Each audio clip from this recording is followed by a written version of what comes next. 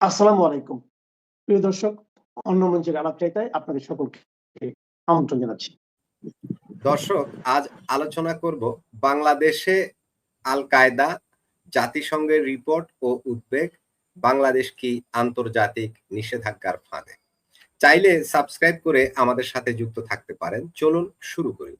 আমাদের সাথে যুক্ত আছেন রাজনীতি বিশ্লেষক শেখ ফরিদ ও রফিকুল ইসলাম ভূঁইয়া। আপনাদের দুজনকে এই আমজনতার আজকের লাইভে স্বাগত জানাই। ফরিদ ভাইকে দিয়ে শুরু করি। ফরিদ ভাই, বাংলাদেশ নিয়ে জাতিসংঘ একটা রিপোর্ট প্রকাশ করেছে। বাংলাদেশে আল কায়দার ঘাঁটি আছে। ঘাঁটি বলতে তারা নেটওয়ার্ক সম্প্রসারণ করছে, অর্থাৎ তারা এখানে বড় ধরনের প্রস্তুতি নিচ্ছে এবং জাতিসংঘ উদ্বেগও জানিয়েছে। কানাডা বাংলাদেশ ভ্রমণের সতর্কতাও দিয়েছে। প্রশ্ন উঠেছে, বাংলাদেশ কি আন্তর্জাতিক নিষেধাজ্ঞার ফাঁদে পড়ে গেল? এমন ঘটনা তো পৃথিবীর বহু দেশেই ঘটে, জঙ্গি এইটা সেটা যখন এই ধরনের সিমটম দেখে এবং সেগুলো যখন বাস্তবেও দেখে, তখন এই দেশের উপরে এক ধরনের নিষেধাজ্ঞা চলে আসে, স্যাংশন। ফরিদ ভাই, আপনার কি মনে হয় বাংলাদেশ এই ধরনের একটা ফাঁদে পড়ে গেল? ধন্যবাদ আপনাকে, সেই সাথে আমাদের ভুইয়া সাহেব সহ আপনার আমজনতার দর্শকদের অনেক অনেক শুভেচ্ছা।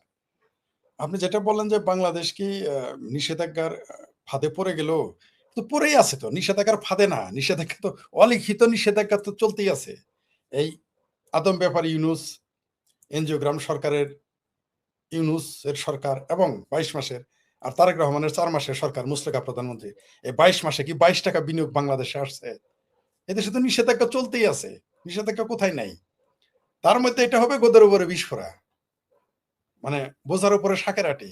যখন জাতিসংঘ রিপোর্ট দেয় যে এই আপনি যেটা বললেন যে এখানে ঘাঁটি তারা নেটওয়ার্ক করতেছে, নেটওয়ার্ক কখন করে? যখন কোনো মানুষজন ঘাঁটি করেছে বলেই তো আপনি নেটওয়ার্ক করেছে। নেটওয়ার্ক তো এমনি হয় না। মানে এখানে সেই পরিস্থিতি পরিবেশ আগেই তো, এটা তো আমরা আগে বলেছি যে বাংলাদেশ ইসলামী জঙ্গিবাদে ছেয়ে গেছে, বাংলাদেশ মুসলিম মৌলবাদে ছেয়ে গেছে, বাংলাদেশে যে আপনার ব্যাঙের ছাতার মতো গিজ গিজ করা মাদ্রাসা তো এমনি বানায় নাই যারা করেছে। আপনি দেখেন তো যে ঢাকার যাত্রাবাড়ির দিকে তাকান, গাজীপুরের দিকে তাকান, সাভারের দিকে তাকান। আগে শুধু গ্রামের ওই অজপাড়া গ্রামে মাদ্রাসা হইতো। ঢাকা শহরের ভিতরে দেখেন পরিকল্পিতভাবে, এগুলো তো পরিকল্পিতভাবে করা হয়েছে মাদ্রাসা। আপনি দেখেন যাত্রাবাড়ি, এদিকে দেখেন গাজীপুর, সাভার। এরা কখনো বিএনপির ছত্রছায়া, কখনো আওয়ামী লীগের ছত্রছায়া, কখনো জাতীয় পার্টির ছত্রছায়া, কখনো সাধারণ মানুষের টাকা পয়সা তো আছেই। ছত্রছায়া তারা এগুলো করতেছে। পাশাপাশি তাদের দেশি বিদেশি ফান্ড। আপনি দেখেন সকালবেলা তারা জমি কিনে, বিকেলবেলা ফাউন্ডেশন দেয়, পরের দিন সকালে একতলা হয়ে যায়। এটা এমনি হয়? বাংলাদেশ মানুষ এত ধনী হয়ে গেছে যে লাখ লাখ মাদ্রাসা বানাবে? আপনি দেখেন সৌদি আরব যে মসজিদের ঘোষণা দিয়েছিল যে তারা ৫৬০টি মডেল মসজিদ করবে, তারা প্রথমে বলেছিল ৬,৫০০ কোটি টাকা দিবে, পরে এটা বাজেট ৮,৫০০ কোটি টাকা লেগেছিল, তারা দেয় নাই, বাংলাদেশ সরকারকে করতে হয়েছে। আপনি দেখেন এই মাদ্রাসাগুলো ফান্ড করতে আসে মধ্যপ্রাচ্যে যারা চাকরি করে, আর বাংলাদেশের যারা একটু ধনী হয়, নাটক করুক, গান করুক, যাত্রা করুক, ফাত্রামি করুক, জুয়া খেলুক, গাঁজা বেচুক, ইয়াবা বাচুক, মসজিদের মাদ্রাসা বানাইতে কিন্তু ভুল করে না। নায়িকা হোক, গায়িকা হোক, নর্তকী হোক, ফর্তকী হোক, যাহা মন চায় তাহা হোক, তারা কিন্তু সবাই একটা করে দেখবেন যত বাংলাদেশের ধনী মানুষ আছে সবারই কিন্তু তার বাড়িতে গেলে একটা বই খুঁজে পাবেন না, মুকসুদুল মুমিনিন আর বেহেশতি যাওয়ার ছাড়া। কিন্তু তারা কিন্তু প্রত্যেকেই দেখবেন যে একটা করে মসজিদ মাদ্রাসা বানায়। আর গরিবেরা তো বেহেশতে যাওয়ার আশায় যা আছে সব দিয়ে দেয়। মনে করেন গার্মেন্টসে চাকরি করে, সে ধর্মের জীবনে সে এক ওয়াক্ত নামাজ পড়ার সময় নেই তার। গার্মেন্টসে যারা চাকরি করে ওই মেয়েদের আপনি জীবনে শুনছেন নামাজ পড়ায়? শুনেছেন কোনোদিন? আর ইসলামী ব্যাংকের ভিতরে যেটা নামাজ পড়ে সেটা তো একটা রাজনৈতিক নামাজ, সেটা আলাদা কথা। তাদের ব্যাংক চায় নামাজ পড়ুক, অজু থাকুক আর না থাকুক, ঠিক আছে? অজু করুক আর না করুক, সূরা পড়ুক আর না পড়ুক, নামাজ পড়তেই হবে। কিন্তু গার্মেন্টসে কোনোদিন শুনেছেন তাদের নামাজ পড়তে দেয়? দিবে না কোনোদিন। কিন্তু এই গার্মেন্টসে যারা রাত দিন গাধার মতো খাটে, দাস দাসীর মতো খাটে, তারাও কিন্তু মাদ্রাসার জন্য যতটুকু দেওয়ার তারা দেয়। তো এই যে ব্যাংকের ছাত্রের মতো মাদ্রাসা গড়ে উঠেছে, এটার পিছনে তো রাজনৈতিক কোনো উদ্দেশ্য রয়েছে। বা যদি রাজনৈতিক উদ্দেশ্য নাও থাকে, যখন একটা শক্তি সৃষ্টি হয় সেটা রাজনীতিতে ব্যবহার হবেই। তার জন্যই তো দেখবেন যে মোল্লারা যারা আগে মিলাদ মাহফিল, মুসলমানি এগুলো নিয়ে ব্যস্ত থাকতো, বিয়ে শাদী কাজীগিরি করা, তারা এখন এমপি হয়, মন্ত্রী হয়, দেশ দখল করবে স্বপ্ন দেখে। তারা শাপলা চত্বরে ঘোষণা দেয় তারা প্রধানমন্ত্রী, লিল্লাখররা বাংলাদেশের প্রধানমন্ত্রী হয়ে যায়। তো আপনি মূর্খের শক্তিকে তো ফেলে দিতে পারবেন না। এটা আল কায়দার নেটওয়ার্ক বলেন, আর হিজবুত তাহরিরের নেটওয়ার্ক বলেন, আর আপনি মধ্যপ্রাচ্যের হিজবুল্লাহ আনেন বা যে কোনো জঙ্গি সংগঠন আনেন বা পাকিস্তানের জৈশে মোহাম্মদ সব আছে। পাকিস্তানের জৈশে মোহাম্মদের রাইট হ্যান্ড বাংলাদেশে এসে ওয়াজ করে যায়। তো এই দেশে যখন আমরা এটা বললাম আমাদের সাথে হাসাহাসি করলো। এই ইউনূসের আমলে বাংলাদেশে জৈশে মোহাম্মদের রাইট হ্যান্ড, আরে ভাই আমাদের জামালপুর সরিষাবাড়ি থেকে ওয়াজ করছে, তার সাথে বহু লোক ছবি উঠাইছে।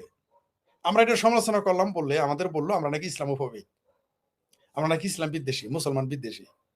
এখন এই যে আল কায়দার নেটওয়ার্ক আছে এটা বলাতে শুধু কি নিষেধাজ্ঞা দিবে মনে করছে?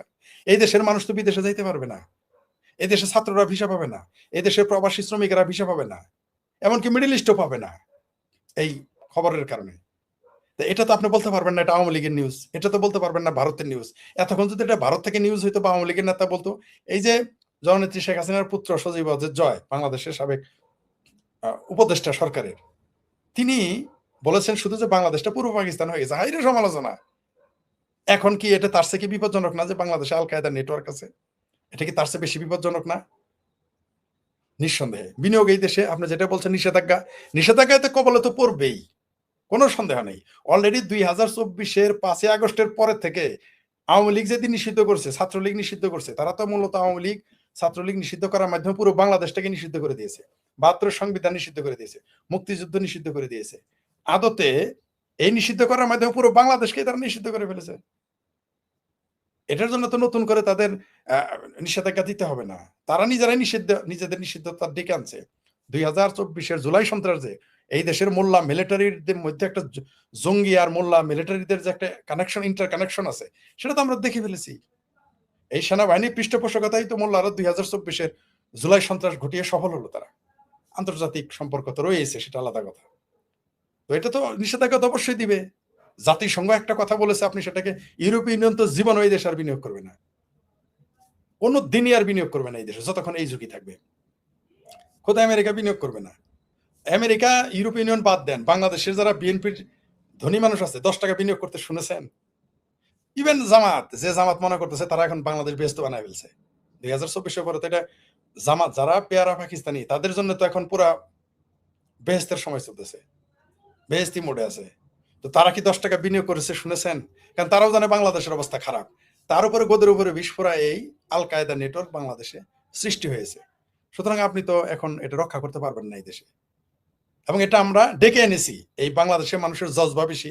যখন কালেমার পতাকা উড়ানোর নামে ফাত্রামি করলো, আমরা যখন এটা সমালোচনা করলাম, আমাদের নাস্তিক, মুরতাদ, কাফের, ইসলাম বিদ্বেষী, মুসলিম বিদ্বেষী, ইসলামোফোবিক, তারপর ভারতের দালাল, রয়ের দালাল, ইহুদির দালাল, কত কথা, হিন্দুর দালাল, শেখ হাসিনা সরকারের ফ্যাসিস্টের দালাল, কত কথা বললো।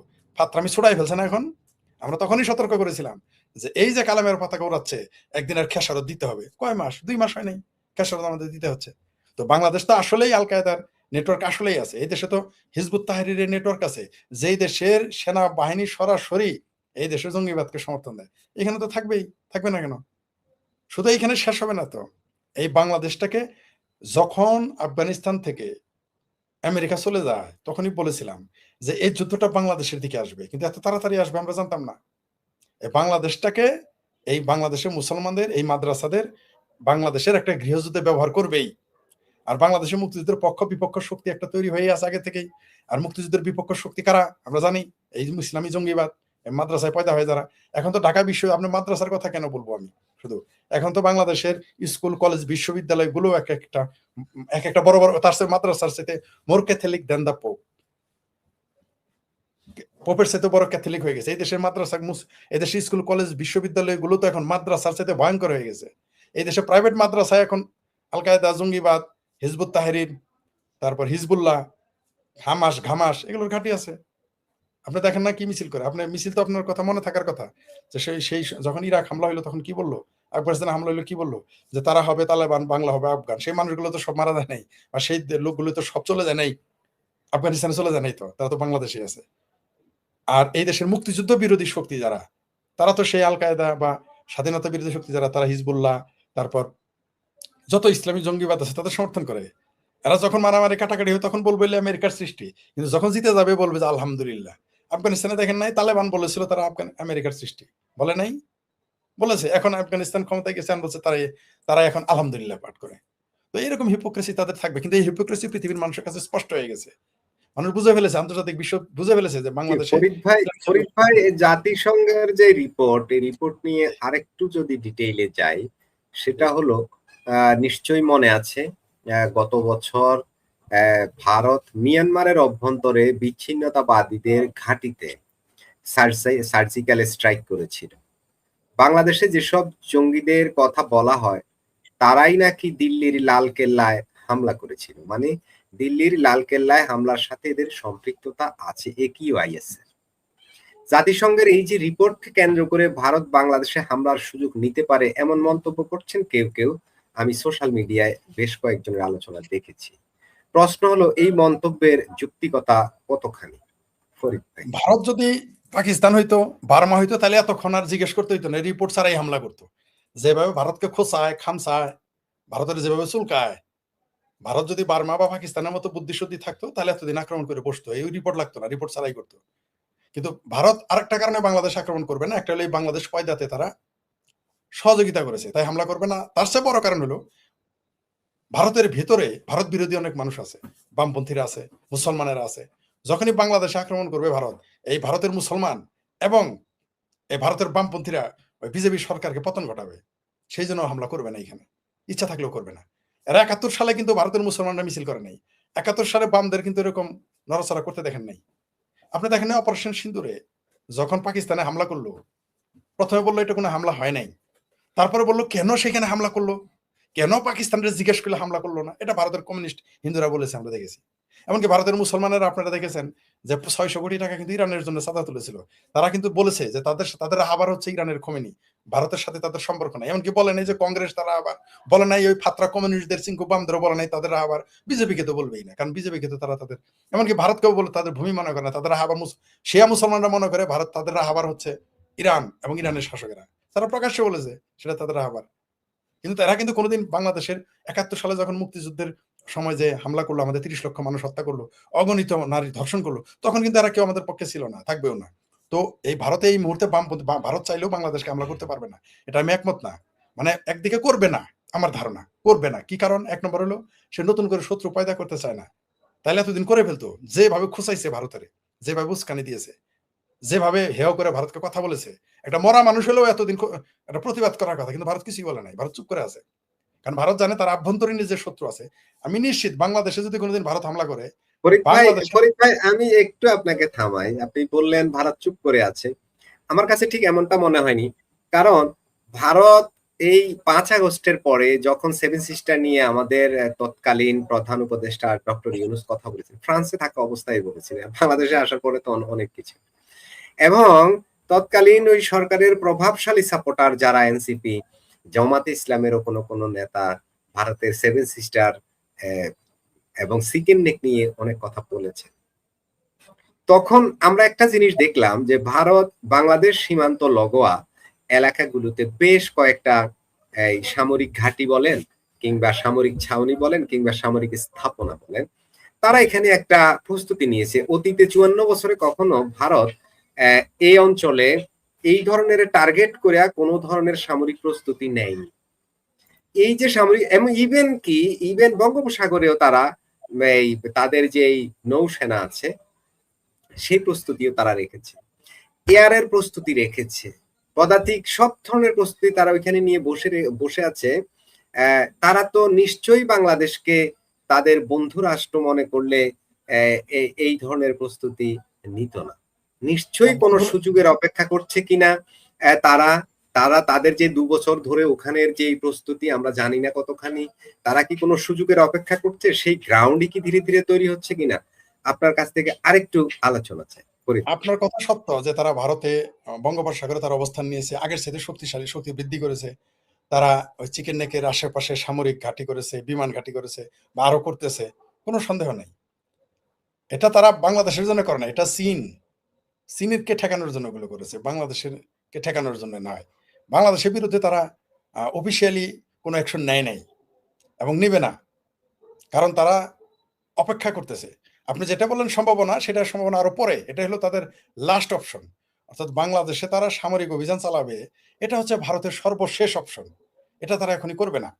কারণ তারা জানে যে বাংলাদেশের সাথে যদি যেতে হয় সেটা তাকে সর্বশেষ অপশন হিসেবে রেখেছে। তারা ভিন্ন ভিন্ন পদক্ষেপ, তারা বাংলাদেশের বিরুদ্ধে আক্রমণে যাবে না। বাংলাদেশে যদি এখন তারা হামলা করে তাহলে সেটা ভারতের জন্য বুমেরাং হবে, এটাও ভারত জানে বলেই তো হামলা করে না। নইলে যেভাবে ভারতকে উস্কাইছে, আরে ভাই বললামই তো, একটা মরা মানুষেরও এগুলো বলেছে তারা তারা ঠিক সুস্থ থাকতে পারবে না, হামলা করে দিয়ে। বললামই তো, এটা যদি ভারত যদি পাকিস্তান বা বার্মার মতো মগজ থাকতো এতক্ষণ তো বাংলাদেশ টুকরা টুকরা করে ফেলতো। কিন্তু ভারত সেদিকে যাচ্ছে না এবং যাবে না।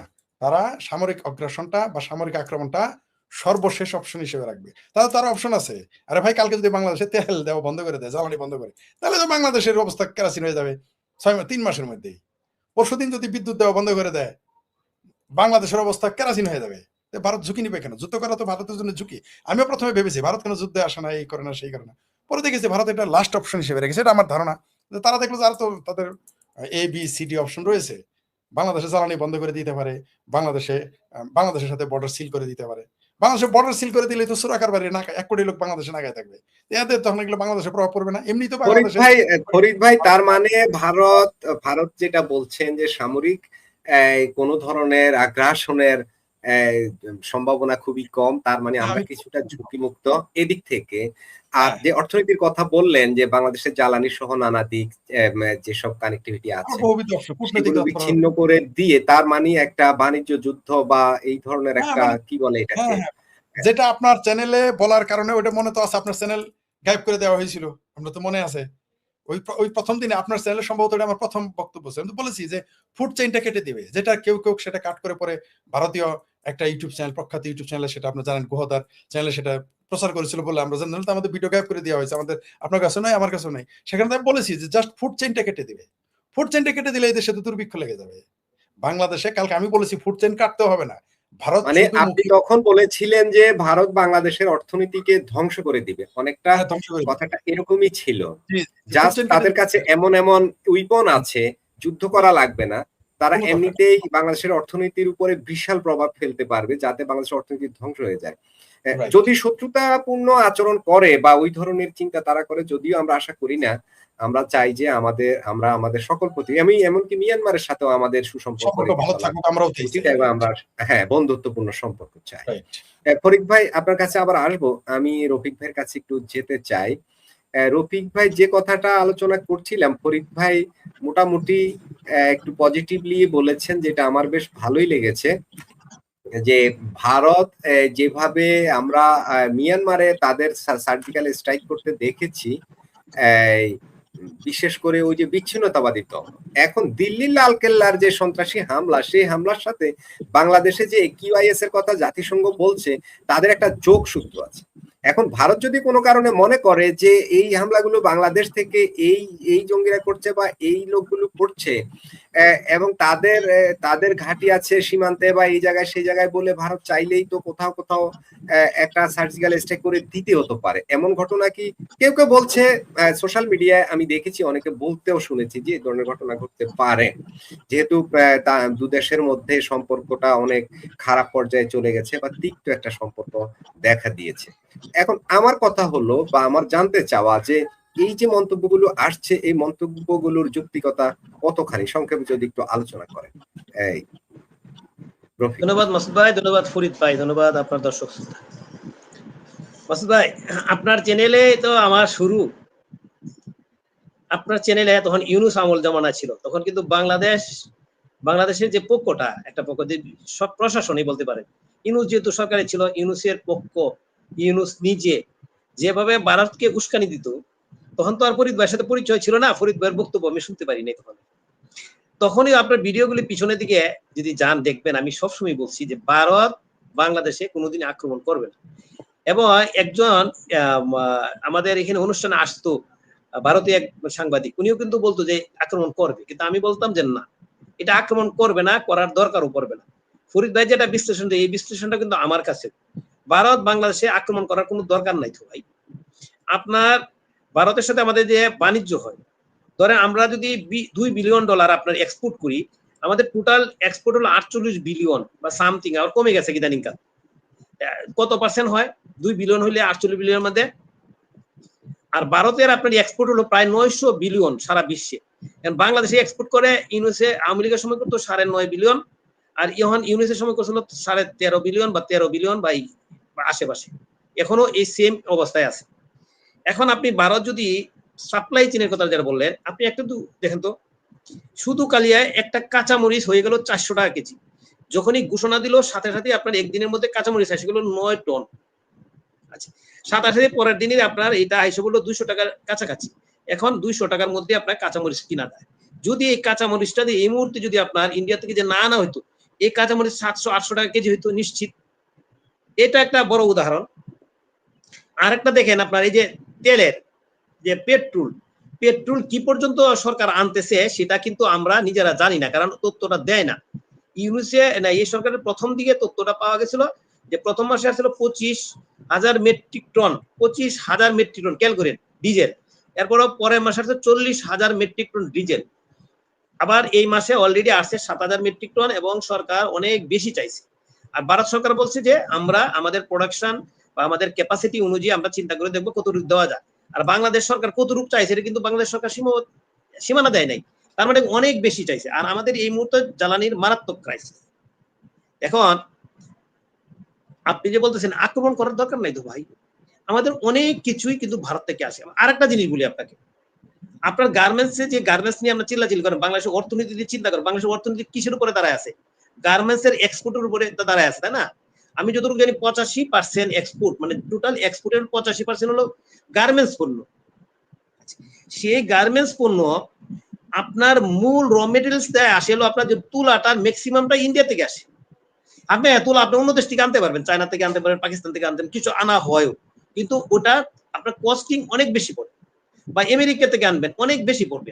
ওই দামি যদি আপনার তুলা এনে আপনি যদি কাপড় তৈরি করেন, তাহলে আপনার এমনিতেই কিন্তু বর্তমানে আপনি একটু খুঁজে দেখেন আমাদের দেশের যে কাপড় যে ইউরোপে যায় এখন কিন্তু অনেক সাপ্লাই বেড়ে গেছে ঠিকই, কিন্তু আপনার মার্জিন কমে গেছে, মানে আগের চেয়ে লাভ কমে গেছে। এখন আপনি বেশি দামে যদি আপনার র মেটেরিয়ালস কিনে যদি আপনি কাপড় তৈরি করেন তাহলে আরো থাকবেন। আচ্ছা, আরেকটা জিনিস বলেন, সুতাও আসে আমাদের দেশের, সুতার ফ্যাক্টরি কিন্তু বেশি না, কিন্তু খুব কম।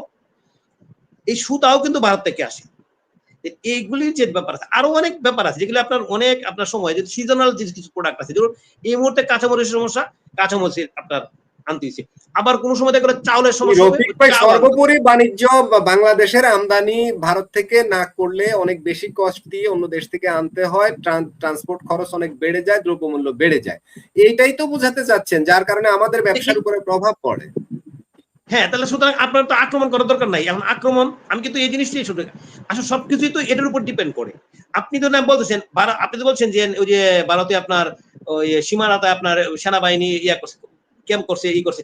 শুনেন, ভারতে কিন্তু অনেক আগে থেকে কিন্তু তাদের টোটালি আমাদের 4090 না 93 কিলোমিটার যে সীমান্ত আছে, এর মধ্যে আপনার 600 সামথিং বা 650 কিলোমিটার ছাড়া বাকিটা পুরাটাই কিন্তু কাঁটাতারের বেড়া অলরেডি হয়ে গেছে। অনেক আগে থেকে কাঁটাতারের বেড়া তৈরি করতেছে, কারণ আমাদের দেশের মনোভাব কিন্তু ভারতীয়রা কিন্তু বুঝতে পারছে অনেক আগে থেকে, যেখানে অনেক দিন আগে থেকে কাঁটাতারের বেড়া তৈরি করতেছে। আপনি মেঘালয় সীমান্তে যান, আমি ঘুরে আসি, অনেক উঁচু আপনার কাঁটাতারের সীমান্ত অলরেডি বেড়া দিয়ে দিছে। সুতরাং তারা কিন্তু এই জিনিসটা বুঝতেছে যে আমাদের দেশের মনোভাব। যেমন আপনি আজকে বলি যে পিউ রিসার্চ সেন্টার একটা ইয়া আছে, ওই যে আমেরিকার নাকি একটা ইয়া, সেটা একটা ডাটা বের করছে যে বাংলাদেশের মানুষ কত ভারতের মানুষকে কত % পছন্দ করে, আর ভারতের মানুষ বাংলাদেশের মানুষকে কতটা পছন্দ করে। আমি বলে একুরেট তথ্য না হোক, যে তথ্যটা তো আছে যে মানসিকভাবে পাকিস্তানের মানুষ বাংলাদেশকে কিভাবে আপনার পছন্দ করে কিনা, নেগেটিভ কিনা পজিটিভ, আর বাংলাদেশের মানুষ পাকিস্তানের পজিটিভ। এটা ধরেন আমাদের যে পিউ রিসার্চ সেন্টারের যে রিপোর্টটা আছে, এটা নিয়ে আমি পুরোটা এখনই একমত না, তবু আমি এটা কাছাকাছি তো অবশ্যই আছে যে 2024 আগস্টের আগে তখন ছিল বাংলাদেশের মানুষের মনোভাব ভারতের প্রতি পজিটিভ ছিল 56%, এখন নাকি কমে আইসা পড়ছে 49%। আমরা এটা এই জন্যই আমার দ্বিমত, ধরেন 56% আছে, 56% 60% আছে, জরিপের কথা বাদ দিলাম, 60% মানুষ কিন্তু আমাদের বাংলাদেশের মানুষ ভারতের প্রতি পজিটিভ। এখন এই জরিপটাকে নাকি আবার বলছে বাংলাদেশ মিডিয়াতে সুন্দর করে আজকে 2-3 দিন ধরে আজকেও ফলো করছে, আজকেও শুধু ফলো করে বলতেছে যে ভারতের প্রতি বাংলাদেশের মানুষের মনোভাব। আবার আরেকটা আজকে ডাটা দিছে, ভারতের যে মুসলমান, আমি বলি আপনাকে খুব সুন্দর একটা, আমি একটা ভিডিও করবো আজকে, ভারতের যে মুসলমান আছে এরাও বাংলাদেশের মানুষকে পছন্দ করে না। তার মধ্যে এই রিপোর্টের মধ্যে আছে, আমাদের একটু আগে আমাদের মিডিয়াতে আসছে আপনার স্টিকার আসছে, কার্ড, যেটা ফটো কার্ড বলে, ভারতের মুসলমানরাই নাকি আমাদের 41% আপনার পছন্দ করে। ভারতের যদি টোটাল 100% মুসলমান থাকে, এর 41% মুসলমান শুধু পছন্দ করে বাঙালিদেরকে পছন্দ করে। তাহলে বুঝেন, তাহলে ভারতের মুসলমানরাই তো আমাদের পছন্দ করতেছে না, অথচ আমরা কি ধরনের রিপোর্ট করি, কথা বলি। দেখেন, ভারতের 41% মুসলমানই তো শুধু খালি পছন্দ করা, বাকি তাহলে কত পার্সেন্ট হলো? 59% মুসলমান ভারতের, তারা বাঙালিদেরকে, বাংলাদেশকে পছন্দ করে না। আর হিন্দুরা করে না হলো 23%, দেখলো না 25%, মানে 25% মানুষ পছন্দ করে, বাকি মনে করেন পছন্দ করে না। এখন দেখেন টোটাল ডাটা মিলায় দেখা গেল, যারা মুসলমান, আমরা এই দেশের থেকে, বাংলাদেশ থেকে পাকিস্তান বলতে আয়া হয়ে যায়, কি জানি হার্ট ফিল করি, মাথা নষ্ট হয়ে যায়। পাকিস্তান হলে আমরা সবকিছু দেয়ালতে রাজি আছি। ফরিদ ভাই তো মনে করেন যে আপনি এটা সুন্দর করে বলতে পারেন, আমি ওগুলি বলি না। মানে পাকিস্তান হলে আমরা সব, মানে আমাদের বর্তমান মিডিয়াগুলি এমন ভাবে প্রচার করে। আমি একটা জিনিস আজকে পাইলাম, আপনার এনটিভি অনলাইনে আপনার একটা ইয়া আছে, দিছে আপনার মানে সংবাদ প্রচার করছে যে ভারত নাকি আমাদের টোটাল এনার্জি সেক্টরকে গলার মধ্যে দড়ি লাগাই আছে, পায়ের মধ্যে দড়ি লাগাই আছে, এবার শেখ হাসিনার সহযোগিতা। সে বলতেছে যে 16% এনার্জি নাকি ভারত থেকে আসে। বিদ্যুৎ কথা বলছি, বিদ্যুৎ কিন্তু আমাদের এখানে যদি 16,000 মেগাওয়াট বিদ্যুৎ উৎপন্ন হয়, ভারত থেকে আসে মাত্র 1600, তাহলে কত পার্সেন্ট হয়? কত পার্সেন্ট হয়? তাহলে এখন এই বিদ্যুৎ যদি না থাকতো, এই 1600 মেগাওয়াট যদি না আসতো, তাহলে কি অবস্থা হইতো? আর ভারতের সহযোগিতা আনতেছিল ইয়ার থেকে, ওই যে নেপাল থেকে। মানে এইটাকেও সে নেগেটিভ ভাবে প্রচার করতেছে। মানে ওই শেখ হাসিনা বিদ্যুৎ সেক্টর ভারতের কাছে বিক্রি করে দিয়েছে, মানে ওদের কাছে আপনার জিম্মি হয়ে গেছে। মানে প্রচারের যে নেগেটিভ সাইডটা, সেটা আমি বলতেছি। এখন আমি এটা শুনছি, এটা কি আর ভারতীয় জনগণ শুনতেছে না? বলেন আপনি। ভারতীয় জনগণ শুনতেছে, তারা বাংলা ভাষাভাষী যারা আছে এরা শুনতেছে না এই প্রচারটা? এই যে আমাদের এনটিভির অনলাইনে বললো, আমাদের টোটাল এই আপনার বিদ্যুৎ আসে হলো 1600 মেগাওয়াট। কত পার্সেন্ট হয় আপনার? এই পার্সেন্টেজটা আমি বুঝতে পারতাম, আপনি যদি বাইর করে দিতে পারতেন তাহলে আপনার দর্শকরা শুনতে পারতো। আমাদের যদি 1600 মেগাওয়াট যদি চাহিদা হয়, পার্সেন্টেজের তো দরকার নাই আমার। যেটা আপনি বললেন যে ভারত থেকে বিদ্যুৎ আসে, আবার ভারতের মাটি ব্যবহার করে নেপাল থেকে বিদ্যুৎ আসে, এর মধ্যে আবার নেপাল থেকে বিদ্যুৎ বাড়ানোর প্রস্তাবও দিয়েছে। ভারতের সঞ্চালন লাইনের ভিতর দিয়েই কিন্তু বিদ্যুৎটা আসে, ওই লাইনটা আমাদের না, ওটা ভারতের। তো ভারতের আবার সঞ্চালন লাইনের ক্যাপাসিটির সমস্যা আছে, সেই কারণে মানে এখন বলছেন যেটা বললেন, জি বিদ্যুৎ যেটা ভারত থেকে আসে, এটা বাংলাদেশ থেকে নেগেটিভ প্রচার করে। বেশ ভালো তো, আমরা কেন ভারতের কাছ থেকে এই বিদ্যুৎ আনছি? কেন আমরা এই চুক্তি কেন বাতিল করে দিলাম না? আমরা ভারতের উপর দিয়ে নেপাল থেকে কেন বিদ্যুৎ আনি? আমরা ভারত থেকে কেন এখন জ্বালানি তেল আনি? আমাদের এই যে টাকাগুলো আমরা ভারতকে কেন দিচ্ছি? আমার দেশের টাকা, যে দেশকে আমি শত্রু মনে করি, আমি মনে করি সে ভালো না, তার সাথে কেন তাকে তো আমরা গালাগালি করতেছি সকাল সন্ধ্যা দুপুর 5 বেলা রুটিন করে। তো ওদের কাছ থেকে আমার এত কেনাকাটার কি প্রয়োজন? কেন আমরা করছি? আপনার কি মনে হয়? না, এই কথাটা বলছি আপনাকে, যে এই যে একটা প্রচারটা দিয়েছেন, এই প্রচারটা জনগণের কাছে যায়। এখন এই যে মনোভাবের কথা বললাম, মনোভাব তো সাধারণ জনগণের মনোভাব, এটা এই পিউ রিসার্চ সেন্টার বলছে। এটা আমি এত অথেন্টিক না হলে তো অথেন্টিকের কাছাকাছি তো আছে, 80% অথেন্টিক হতে পারে। কিন্তু আমাদের অনলাইন মিডিয়াতে তো সে প্রচার করছে, যারা সচেতন, তারা শিক্ষিত মানুষ, তারা প্রচার করতেছে। এটা কি বাস্তবে আসলে কি ঠিক? আপনি যেখানে কাঁচামরিচ আপনি কেন আনতে গেলেন, 1000 টাকা কেজি আপনি খাইতেন, মানে ইন্ডিয়া পাকিস্তান থেকে নিয়ে আসতেন, এটা তো আর বলে না। আবার ডিজেল পাইপলাইন দিয়ে আবার কেন ইন্ডিয়াতে আনতেছেন, সেটা তো বলে না। বলতেছে যে এনার্জি সেক্টরকে, বিদ্যুৎ সেক্টরকে, শেখ হাসিনার ওই সময় ফ্যাসিবাদের যেটা বলা হয়, ওই সময়ে ভারত থেকে আমাদের আমদানি হতো 7 থেকে 9 বিলিয়ন ডলারের, এখন সেটা 14 থেকে 23-24 বিলিয়ন ডলারে চলে গেছে। তো আমরা এই টাকাগুলো ভারতকে কেন দিচ্ছি? ভারতের উন্নতির জন্য দিচ্ছি নাকি? উপরে যখন আমরা বলছি এই দিল্লি না ঢাকা, ওদিকে টাকাগুলো হুড় করে ভারতকেই দিয়ে দিচ্ছি, কারণ কি?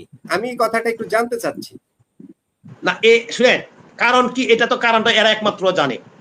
আমি একটা কথা বলি, কারণটা শুনেন, আমি সবসময় বলি যে ভারত একটা বৃহৎ প্রতিবেশী। আমাদের প্রায় জিনিসের জন্য ভারতের কাছে আপনার যেতে হয় বিপদের সময়। আপনি সবসময় না আনলেন, কিন্তু এমন একটা সময় আসে তখন কিন্তু না এনে উপায় নেই। এটা হলো কাঁচামরিচ, এটা হলো জ্বলন্ত উদাহরণ হলো আপনার ডিজেল। সবসময় আনলেন না, কিন্তু আনতে হবে বৎসরে কোনো না কোনো সময় এটা সেটা সেটা আনতে হবে, মানে সারা সময় আপনার বিপদের জিনিসগুলি আনতে হবে, আপনি নর্মাল জিনিসগুলি না আসে। কিন্তু ভারত কি এরকম কোনো জিনিস আছে বাংলাদেশের কাছে কি আপনাদের কাছে আবেদন জানাইছে বা আমাদের অনলাইন মিডিয়াতে বা কোনো মিডিয়াতে বলছে যে ভারত তো জরুরি ভিত্তিতে এই সাহায্য চাইছে, নাহলে তাদের দেশ চলতেছে না, তো চাই নাই।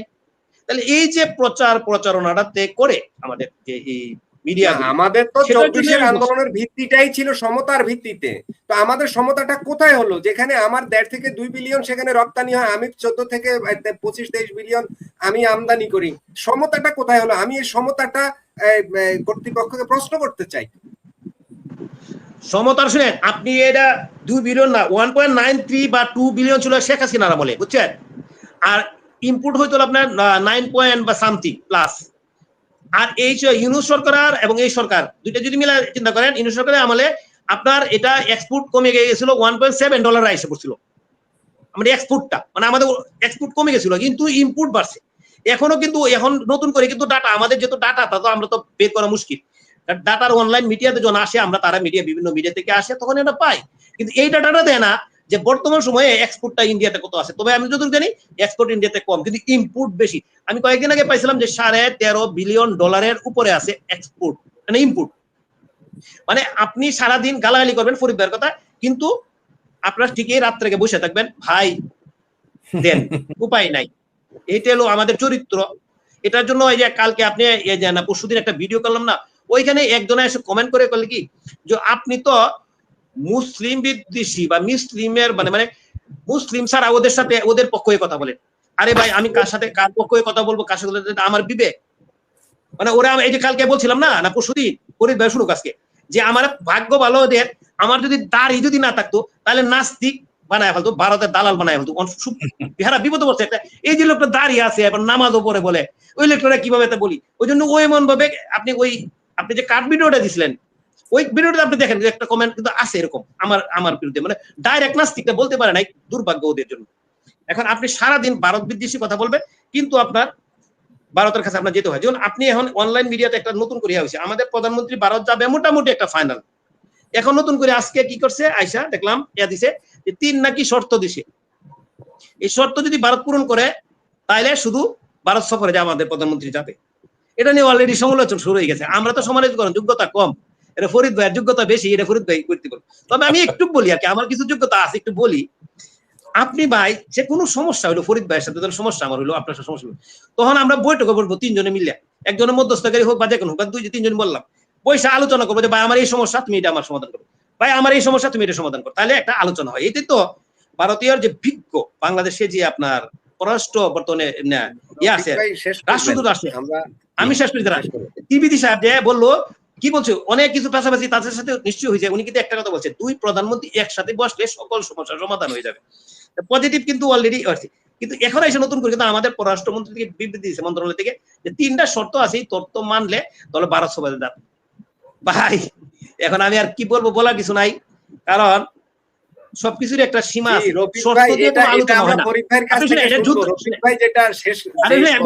আমি শেষ করে দিই, আপনি শুনেন বলি আপনাকে, যুদ্ধ যদি থাকতো তাহলে আপনি আগে দিতে পারতেন, শর্ত দিতে পারতেন। এগুলো তো যুদ্ধ না ভাই, এটা আপনার পারস্পরিক স্বার্থ সংশ্লিষ্ট ব্যাপারে আলোচনা হবে। সেখানে তো অগ্রিম যদি আপনি শর্ত ছাপাইতেন তাহলে এটা কি কেমন হলো না জানি না, এটা কেমন হবে। ফরিদ ভাই এটা বিশ্লেষণটা সুন্দর করে করুক, কারণ এটা আমি সূত্রটা ফরিদ ভাই ধরা গেলাম, যেহেতু আমি একটু বেকায়দা অবস্থায় থাকি, এত কিছু বলা সম্ভব না, আমি পারবো ঠিকই, কিন্তু কঠিন একটা। ফরিদ ভাইয়ের কাছে যাই, ফরিদ ভাইয়ের কাছ থেকেও এই ব্যাপারেই একটু জানতে চাইবো যে আমাদের প্রধানমন্ত্রী তারেক রহমান দিল্লি সফর বাতিল করেছেন এমন খবর প্রচার হচ্ছে দেশীয় মিডিয়ায়। বাংলাদেশ নাকি, পররাষ্ট্র মন্ত্রণালয়ের মুখপাত্র তিনি বলেছেন বাংলাদেশ নাকি 2টি শর্ত দিয়েছে ভারত। 1 নম্বর শর্ত হলো শেখ হাসিনাকে প্রত্যার্পণ। দ্বিতীয় শর্ত হলো হাদির খুনিদের প্রত্যার্পণ, মানে যেটা তুলে দেওয়া সরকারের বাংলাদেশ আইন শৃঙ্খলা বাহিনীর। এখন আমার প্রশ্ন হলো, এই যে প্রধানমন্ত্রী সফর বাতিলের কথাটা যখন আসলো তখন আমার মনে প্রশ্ন জাগছে যে ভারত কি আমাদের বাংলাদেশের এই শর্তগুলোকে ইগনোর করলো? ফরিদ ভাই আপনার মতো করে এইটা একটু জানতে চাই। ধন্যবাদ আপনাকে। প্রথমত হইল যে হাদিরে যে খুন করছে ভারতের খুনিরা, হাদির খুনিরা যে ভারতে আছে, এটা বাংলাদেশ কিভাবে জানলো? নাম্বার ওয়ান, বাংলাদেশ কি এই ওই হাদির খুনের ব্যাপারে কোনো রায় দিছে, চার্জশিট দিয়েছে? কেমনে জানলো যে কে খুন করছে? এটাই তো বলতে পারবে না তারা। বরং আমরা হাদির ভাই বোনকে বলতে শুনেছি যে হাদির খুনিরা জানাজার প্রথম কাতারে আছে। তাহলে তো জামাত, বিএনপি, এনসিপি এদেরকে অ্যারেস্ট করতে হবে। দেখলে তো ফাতরামি। মানে না যাওয়ার, ভারতে না যাওয়ার, ভারতে না গেলে তারেক রহমান যদি ভারতে না যায়, তো ভারতের কি মহাভারতটা শুদ্ধ হয়ে যাবে? বরং বিপদে পড়বে তারেক রহমান। এই যে এত যে সুদূরবুদুর করে, এত ফাতরামি করে, ওই যে আমাদের ভুইয়া সাহেব বললেন যে সারাদিন ভারতের গালি দেয়, সন্ধ্যাবেলায় কয় পেটে তো ভাত নাই, কটা ভাত দাও, ঘরে তো বাতি জ্বলে না, একটু কেরাসিন দাও। ফাতরামি ছাড়া তো এগুলো আর কিছু না। এই যে কারেন্টের কথা নিয়ে, বিজলির কথা নিয়ে, গ্যাসের কথা নিয়ে কত ফাতরামি করতেছে। এরা যদি এতই মুরত থাকে, বিদ্যুৎ পাকিস্তান থেকে আনলাইতে হয়, গ্যাস ডিজেল পাকিস্তান থেকে আনলাইতে হয়। পাকিস্তান পেয়ারা ভাই, ইসলামী পাকিস্তান, ওইখানে ফু দিলেই তো ডিজেল হয়ে যাবে। ওইখান থেকে চাল ডাল নুন তেল আনলেই তো হয়। আবার শুনলাম আমাদের শিক্ষামন্ত্রী বলে পাকিস্তানের শিক্ষা ব্যবস্থা নাকি সবচেয়ে ভালো। তাহলে বাংলাদেশে এত স্কুল কলেজ মাদ্রাসা দরকার কি? সব পাকিস্তানে যায় পড়ালেখা করুক। আবার বাংলাদেশের স্বাস্থ্যমন্ত্রী এও নাকি বলে যে পাকিস্তানের চিকিৎসা ব্যবস্থা খুব ভালো। তাই ভিসার জন্য তো কোনোদিন পাকিস্তানে গিয়ে জামাতিদেরও তো লাইন দিতে দেখি না। এই দেশের যে সবচেয়ে পেয়ারা পাকিস্তানি, যেটা যেটা স্বঘোষিত পেয়ারা পাকিস্তানি, সে সাংঘাতিক ইলিয়াস, সে তো আমেরিকা যায় বসে আছে। ও তো পাকিস্তান যাবে না বলেও, ওরা যদি পাকিস্তান মাগনা চিকিৎসা করে তারপরেও তো যাবে না। কিন্তু আমাদের স্বাস্থ্যমন্ত্রী বলে পাকিস্তান নাকি সবচেয়ে শিক্ষা ব্যবস্থা ভালো। হতে যায় না কেন? এগুলো হচ্ছে রাজনৈতিক ভণ্ডামি, ফাত্রামি। এগুলো তারা বলবেই। তারেক রহমান যদি ভারতে না যায়, ভারতের কি ঠেকাটা পড়ো, কি লসটা হয়ে যাবে ভারতের, বুঝবে তো না যাওয়ার পরে। তারেক রহমান না যাওয়ার পরে না বুঝবে। ওই যে ভাবির পোলাদের জন্য, আমার আরেক ভাবির পোলা বলছে কি যেন পারভেজ মলম নাকি গার্বেজ মলম, সে বলেছে যে আত্মহত্যা করবে, এরকম নাকি বলেছে। আবার কেউ বলেছে তার যাওয়া উচিত না। তো শেখ হাসিনাকে ফেরত দিবে কেন? কি কারণে ফেরত দিবে? কি কারণে? তারা বলুক যে এই কারণে ফেরত দিবে, যে শেখ হাসিনা হত্যাকারী, এই জন্য। শেখ হাসিনা যদি তাদের ভাষায় 800 হত্যাকারী হয়, তাহলে 30 লক্ষ হত্যাকারীকে নিয়ে তো তারা সংসদে বসে থাকে। এত তো একটু লজ্জা থাকা উচিত। শেখ হাসিনাকে তারা চাবে, তারা এমন হত্যা মামলায় তাকে আসামি করেছে, ফাঁসি দিয়েছে, দণ্ড দিয়েছে, যে তার মধ্যে 300-400 জীবিত উদ্ধার হয়ে আসছে, জিন্দা শহীদ। চার্জশিটে নাম নাই, পোস্টমর্টেম রিপোর্ট নাই। এই আধুনিক যুগে পোস্টমর্টেম রিপোর্ট ছাড়া কোনো হত্যা মামলা আপনি দায়ের করতে পারবেন? রায় দেওয়া তো মক্কা বহুদূর, রায় দেওয়া তো বহুত দূর। মনে করেন আমার নামে আপনি মামলা করলেন যে শেখ ফরিদ XYZ কে মেরে ফেলেছে, তাকে রায়ও দিলেন ফাঁসির। যদি আমার উকিল বলে ভাই পোস্টমর্টম রিপোর্টটা দেন, যদি বলবেন নাই, ওই মামলা আদালতে টিকবে, এটা তো লোয়ার কোর্টে বাতিল হয়ে যাবে, সুপ্রিম কোর্ট, হাইকোর্ট লাগবে না। তো এটা তো শেখ হাসিনার নামে, জননেত্রী শেখ হাসিনা বা যাদের এই জুলাই সন্ত্রাসীদের হত্যার নামে যে মামলা, এর মধ্যে তো দেখতে আওয়ামী লীগ আছে। এর মধ্যে খোদ জুলাই সন্ত্রাসীরা নিজেদেরই মেরে ফেলেছে। যাত্রাবাড়িতে একটা দর্শককে জুলাই সন্ত্রাসীরা পিটিয়ে মেরে ফেলেছে, সেটাও জুলাই শহীদ। গাজী টায়ার ওইখানে গিয়ে লুট করতে গিয়ে পুইরা মারা গেছে, সেটাও শহীদ। আওয়ামী লীগের লোককে মেরে ফেলেছে, ছাত্রলীগের মেরে ফেলেছে, তাদেরকে জুলাই শহীদ বানিয়েছে। আবার আরেক জুলাই শহীদ তো সৌদি আরব গিয়ে ঘুরতেছে। আরেক জুলাই শহীদ দেখলাম বাংলা ভিশন টিভিতে এসে পডকাস্টে সাক্ষাৎকার দেয়। এগুলো মামলা দিয়ে শেখ হাসিনাকে আপনি কিভাবে ফাঁসি দিবেন? এই মামলার কোনো বৈধতা আছে? যার সাক্ষীরা বলতেছে তারা জানেই না, বাদী বলে চিনেন না, তাহলে সেখানে এই মামলাতে আপনি শেখ হাসিনা, সেই মামলায় শেখ হাসিনাকে চান? এত সস্তা। আর হাদির খুনির কথা যেটা, যে শর্ত দিয়েছে, এগুলো হলো বাহানা, যাতে না যায় না। ভারত আপনাকে যেতে বলছে, কে যায় না, দাওয়াত দিচ্ছেন, নিয়েন না, শেষ। দাওয়াত খাবেন না, শেষ, শর্ত দিয়ে।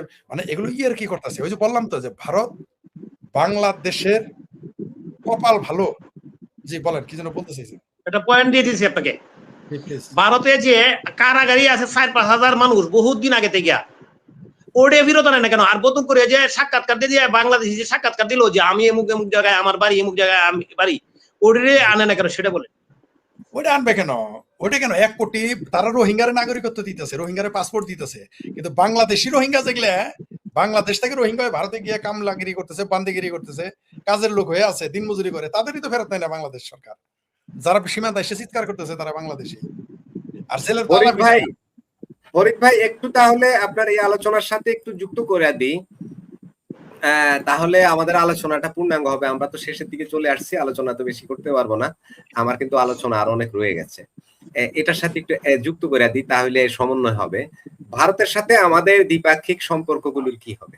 যেটা বলছেন, এই যে প্রাইম মিনিস্টার যাবেন না, শর্ত দিচ্ছেন, ভারত বারবার রিকোয়েস্ট করছেন যে আপনি আসুন, হ্যাঁ, একদম যেদিন শপথ ওই দিনই আমন্ত্রণ পত্র দিয়েছেন। এরপরে তো দিলেন বিমস্টেকে চেয়ারপারসন হিসেবে ব্রিক্সের দাওয়াত দিলেন।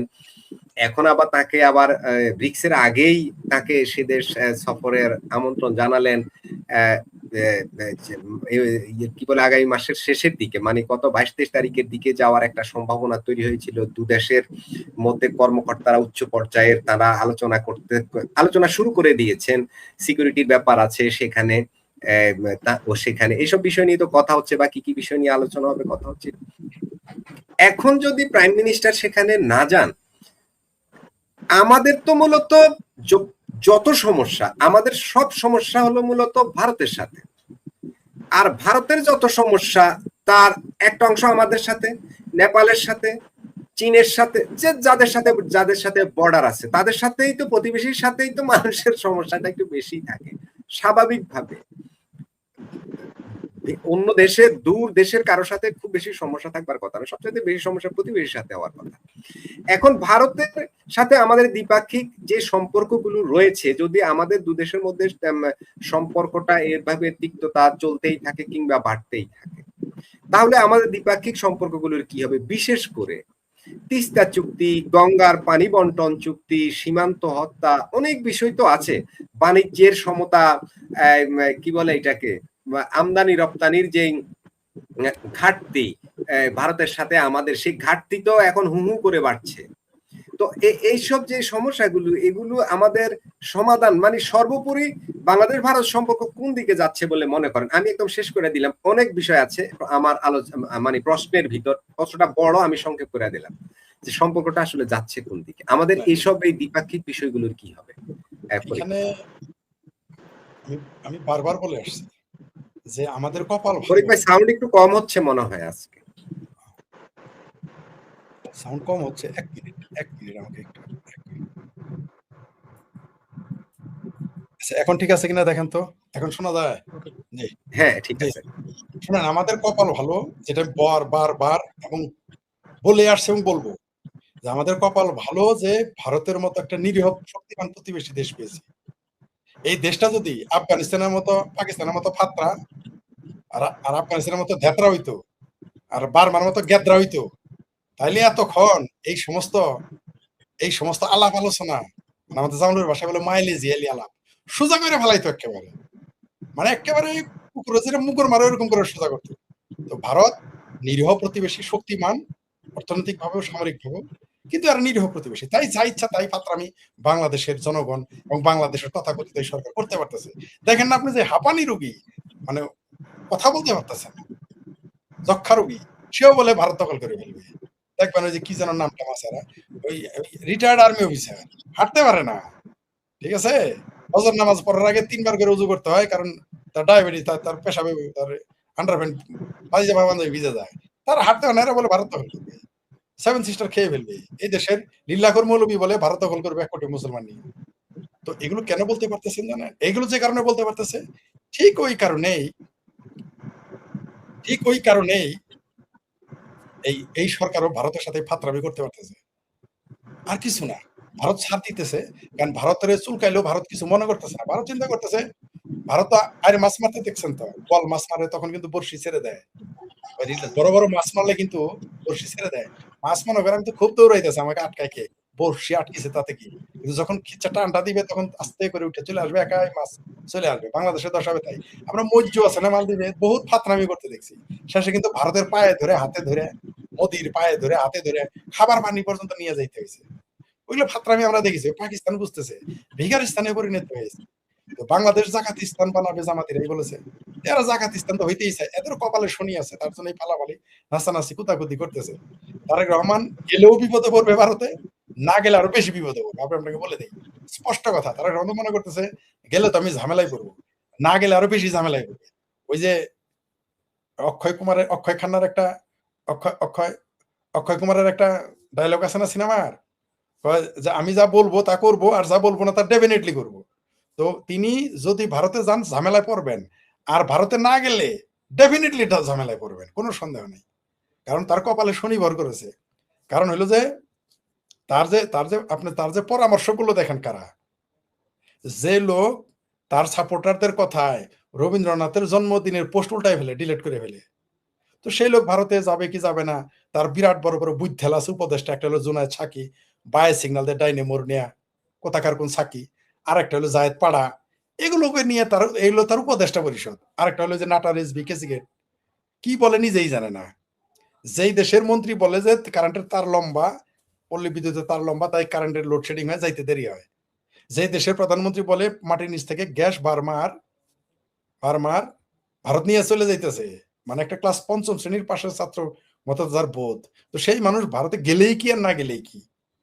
তবে বলে দেই, গেলে ওই যে সেই বিখ্যাত কথা হইলো আপনার ওই বনফুলের সেই গল্প, তিনি একটা জায়গায় ভুলে গেলাম নামটা, যাযাবরের লেখাতে পড়েছি, ওখানে একটা কথা আছে, হোমিও ওষুধ যদি খান সর্দি হইলে তাহলে ওষুধ খাইলে 7 দিনে ভালো হবে, আর যদি না খান তো ওষুধ 1 সপ্তাহে ভালো হবে। তারা গ্রহণের দশা তাই, গেলেও যা না গেলেও তা, সে তার পরিণতি দেখতে পারবে। তবে এগুলো করে বাংলাদেশ, আপনি যেটা বলেন সম্পর্ক, এই যে বাংলাদেশের সাথে ভারতের সম্পর্ক যে তলানিতে নামিয়ে ফেললো 2024 সালের 5ই আগস্টের পরে, এই জুলাই সন্ত্রাসের মাধ্যমে তুরস্ক আর পাকিস্তানের সহায়তায় যে সরকার গঠিত হইলো, যে জঙ্গি সরকার গঠিত হইলো বা জঙ্গিবাদী স্প্রেড করা হইলো, তারা তো মনে করতেছে ভারতের সাথে সম্পর্ক তলানিতে নিলে খুব আরামে থাকবে, এগুলো সব না খায় মারা যাবে। এই যে আপনি বলেন সম্পর্ক, ভারত ধীরে ধীরে যখন দেখবে যে আর কাজ হবে না, তখন ভারত তার সকল অপশন একবারে চালু করবে। ভারত একটা একটা করে চেক করতেছে, ভারত যদি এই অপশন না দিতে আসেন, পরে বলতে ভারত তো বলে নাই আমি যাই নাই, এটা বইলে রাখলো আর কি, বুঝতে পারছেন? জান আমার যখন যখন টাকার দরকার হয় তখন সবার কাছেই চাই, কারণ পরে বলবে কি ফরিদ তুমি তো আগে বলো নাই। অনেকক্ষণ টাকা জোগাড় করেও বলি যে ভাই আমার কিছু টাকা দেওয়া যাবে, এগুলো বলে রাখি, কারণ যদি না বলি তখন বলে আমাকে তো বলো নাই। তো ভারত এরকম ব্যবসা শুরু করে দিচ্ছে, ভারতও বুঝে যে বাংলাদেশেরও কপাল ভালো যে ভারতের মতো একটা নিরীহ প্রতিবেশী রাষ্ট্র পেয়েছে, আর ভারতের কপাল ভালো যে বাংলাদেশের মতো একটা ভোদাই মার্কা কূটনীতিক, মানে যাদের কূটনৈতিক তৎপরতার দেশ, এদের দেশে তো কোনো কূটনীতি নাই, এদের তো কোনো আকল জ্ঞানী নাই, মাজ্জুর সাথে এদের আকল কম। এই যে মালদ্বীপের যে মাজ্জুর, সেও এদের আকল কম। দেখবেন এদের কিন্তু সমস্যা হলো যে আমাদের ভুগতে হবে সবার, এই দেশের জনগণ ভুগবে। এই দেশের যদি ভারতের সাথে বাংলাদেশের সম্পর্ক একেবারেই তলানিতে চলে যায়, তখন এই বাংলাদেশের মানুষ না খেয়ে থাকবে, দরিদ্র হয়ে যাবে। আর যারা এখন ক্ষমতায় আছে এবং যারা পেয়ারা পাকিস্তান, তারা তো চাইবেই যে একটা ধনী বাংলাদেশ যাতে না হয়, একটা আইন শৃঙ্খলা পরিস্থিতি ভালো থাকে এরকম বাংলাদেশ না থাকে, যাতে তারা বলতে পারে যে স্বাধীন হয়ে ভুল করছিল। এই কথাটা তারা যারা বলতে পারে, সেই জন্য তো তারা চাইবে বাংলাদেশের অর্থনীতি ধ্বংস হোক। আর আপনি যেটা বললেন, যুদ্ধ তো চাচ্ছে এই দেশের যারা হেফাজতপন্থী, পাকিস্তানপন্থী, হেফাজতে পাকিস্তানি, জামাত, এরা কিন্তু যুদ্ধ চাচ্ছে, কারণ যুদ্ধটা চাইলেই তাদের 16 গলা পূর্ণ হবে। ভারত এদের কথায় নামবে না, যেহেতু এরা চাচ্ছে তাই যুদ্ধ এখন নামবে না ভারত, যেটা শুরুতে বলেছিলাম। কারণ ভারত তাদের কথাই করবে না, ভারতের যখন দরকার ভারতের মতো করে ভারত করবে। এরা চাচ্ছে একটা যুদ্ধ হইলেই তারা তখন বলতে হবে এই যে দেখো আমাদের আক্রমণ করছে, তখন পাকিস্তান আসতে পারবে, তুরস্ক আসতে পারবে, ভারত এই সুযোগ দিবে না। ভারতের সাথে আমাদের সম্পর্ক যখন শীতল হয়ে যাবে, সীমান্তের সম্পর্ক খারাপ হবে, আমাদের কূটনৈতিক সম্পর্ক ফাইনালি খারাপ হয়ে যাবে, তখন এই দেশের মানুষ না খেয়ে মারা শুরু করবে, দুর্ভিক্ষে মারা যাবে, আপনি ঠেকায় রাখতে পারবেন না। তো আমার মনে হয় আমরা ভেবেছিলাম একটি তথাকথিত নির্বাচনও যদি হয়, আমাদের দেশটা যুদ্ধ ও দুর্ভিক্ষ থেকে বেঁচে যাবে, গৃহযুদ্ধ থেকে বেঁচে যাবে। কিন্তু আমার তা মনে হচ্ছে না। মানে এই সরকার, এই মুসলেকা সরকার, জামাত, বিএনপি, এই সম্মিলিত, এটা তো কোনো বিরোধী দল নাই, পৃথিবীর একমাত্র দেশ বাংলাদেশ যেখানে কোনো বিরোধী দল নাই, এখানে আছে সরকারি দল এবং সরকারি বিরোধী দল, সব মিলকে জুলকে তারাই, এরা জেনে শুনে বাংলাদেশটাকে একটা দুর্ভিক্ষের দিকে নিয়ে যাচ্ছে, গৃহযুদ্ধের দিকে নিয়ে যাচ্ছে, অর্থনৈতিকভাবে ধ্বংস হওয়ার দিকে নিজেরাই ডুবে যাচ্ছে। এখানে কিছু করার নাই। এখন আপনি যে চুলকায় ঘাও বানানকে ফেরাইতে পারবে না। তবে ভারতের সাথে যেদিন ফাইনালি আমাদের সম্পর্ক নষ্ট হয়ে যাবে, এদেশে দুর্ভিক্ষ শুরু হয়ে যাবে, মানুষ না খেয়ে মারা যাবে দলে দলে, পালে পালে। কারণ এখনই কিন্তু 1 কোটি লোক ভারতে গিয়ে কামলা দেয়, কামের বুয়াগিরি করে, আর 1 কোটি মানুষ ভারতের সীমান্তের চোরাকার বাড়ি করে ভাত খায়। অর্থাৎ 2 কোটি মানুষ বাংলাদেশ সরকারের সাথে সম্পর্ক নয়, সম্পূর্ণ ভারতের আয়ের সাথে নির্ভর করে, ভারতের সাথে সম্পৃক্ত। এটা যখন বন্ধ হয়ে যাবে, বাংলাদেশে এমনি দুর্ভিক্ষ লেগে যাবে। ভারত শেষে তাই করবে। দিন শেষে ভারত ফুড চেইন কেটে দিবে, এই দেশে বাণিজ্য, অর্থনৈতিক সকল সহযোগিতাকে বন্ধ করে দিবে, তখন দেখতে পারবেন বাংলাদেশে কি কি ঘটে।